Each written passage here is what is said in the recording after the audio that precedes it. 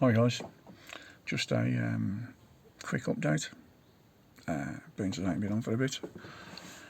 I've been kind of busy with work at the moment, so obviously don't really get much time to do any work on the van. I have been a little bit busy. I've done a few little things. I took the van a little drive up to Autogas 2000, and I had me a 25 litre underslung gas tank fitted with the manifold inside, ready to connect up to the cooker and water heater. I also had a barbecue point fitted under the van, so when I've got the awning out, if I want to connect a Cadillac or anything else up to it. Also, I ordered some tanks off Barrett tanks a few months ago, so the fitting coincided with my tanks being ready at Barrett. So on the way back, we popped into Barrett tanks, and he fitted my underslung water tanks. So they're all ready to be connected up to the sink and the shower. So also I had a little attempt at fitting a floor. You'll have to excuse the mess. I'll say I fitted a click vinyl flooring system, so obviously if there are any water leaks, it's not going to go through, and also it's not going to damage the flooring as it would if it was laminate.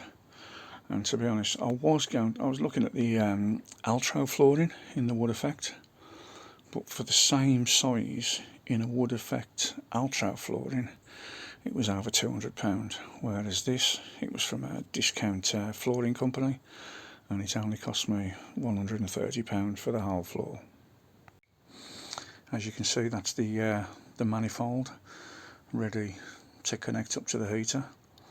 The little pipe going through the floor connected to the blue tap, that's for the under chassis mounted barbecue point. Right, so I've had a bit of a clean up, and then I've started to do my first fix electrics.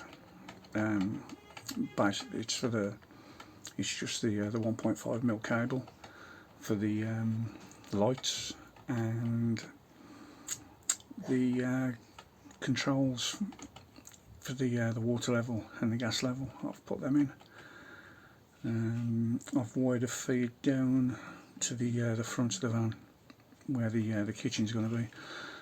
Although I've got another slung tank, I'm going to have a separate tank, just a small 15 litre bottle which I can fill up with water, and I'll use that just for drinking from a separate tap.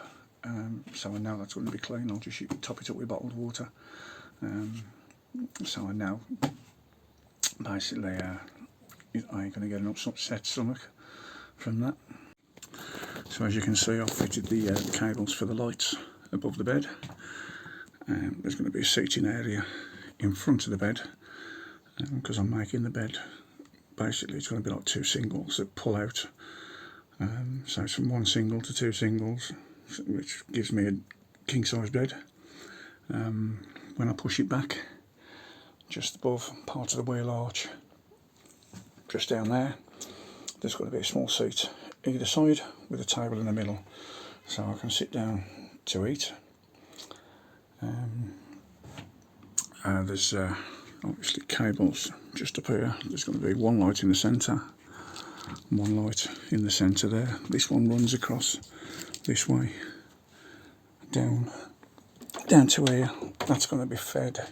That wire's going to be fed into the kitchen unit, and the kitchen unit will come approximately halfway across the door, and that's going to be a switch for the front, basically the front two LED lights.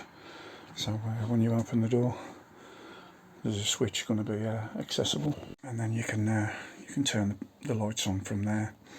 The lights above the bed, they're not going to be switched. they're going to be permanent live, but they're going to be touch LEDs. So basically, you touch the light comes on, you touch it, it goes off, you hold it, and it dims to whatever level you want. Also above the bed, just up here, above the bed, and just that side, there's going to be two little reading lights. So when you are sitting in bed, it ain't going to be too bright, so you can just have one on or both of them on, depending on who's awake. So all the cables are fed down through here, and they all exit just down there. So all the cables come out, they're all labelled, so I don't get them mixed up, obviously, because they're all black. And these two little cables here, these are for the solar. I haven't connected them up yet on the roof. I've gone through and I've put the glands on the roof and Sikaflexed it up, but the cables aren't connected. So I've done that today as well. So once that's dry, I can connect them all up, and I've got a 32 amp isolator switch. So they'll be connected to the isolator switch, which will be mounted on a panel just at the side here. And then this is going to be where basically all my electrics are. So obviously the garage is only going to be, say, 2.5 foot, 3 foot deep. But obviously I'm not going to be living in the van, so I really don't think I'm going to need that much storage. And if I do need any more storage for stuff, obviously the roof rack on the back, the solar panels come to approximately here.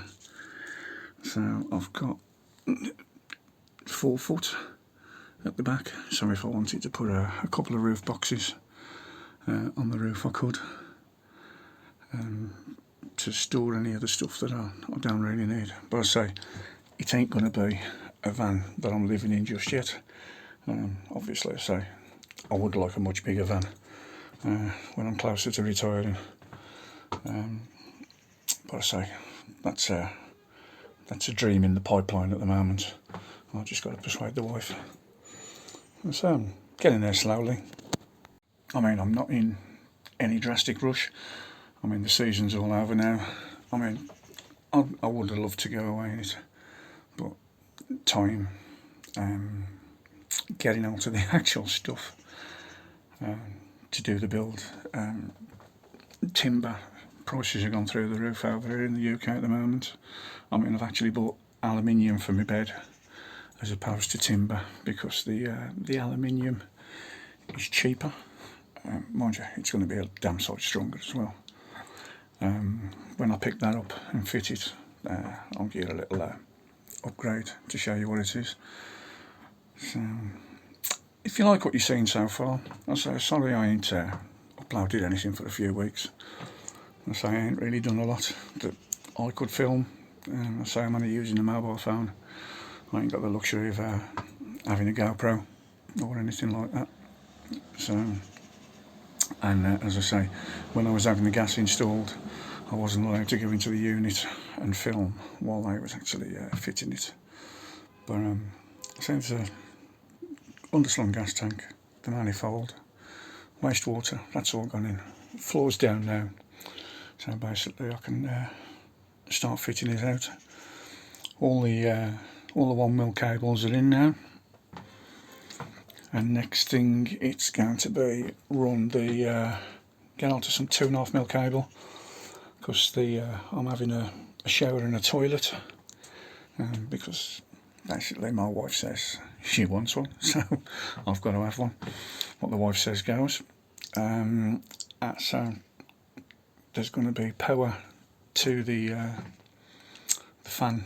I'm thinking of having a little composting toilet, so there's going to be power to that I've got to run down, power to the light in the shower unit, and then I'm having a fridge at the other side of the show where you'd normally have a bench. I'm having a fridge there, but I'm not going with a traditional Dometic. There's a company called Inlander fridges, and I think what they do is get out of fridges and convert them, take the compressor out and put 12-volt compressors in them, so you can get a nice retro looking Swan fridge, which is a full-size fridge with a small freezer, for the equivalent price for a Dometic CRX50. And I think I know what I'd sooner have. I'd sooner have the capacity to put food in it, rather than just be able to store a couple of bottles of milk, some margarine and 2 cans of lager, because they're just way overpriced for what they are. So I say, as I continue the build, when I've got a little bit more to show you, I'll upload a bit more. So if you've got any questions about what I've done so far, what products I've used, and what I'm thinking of doing, just drop them in the comments. I will always get back to you. So if you like the video, like it. If you want to subscribe, just click that button. And thanks for watching. Cheers.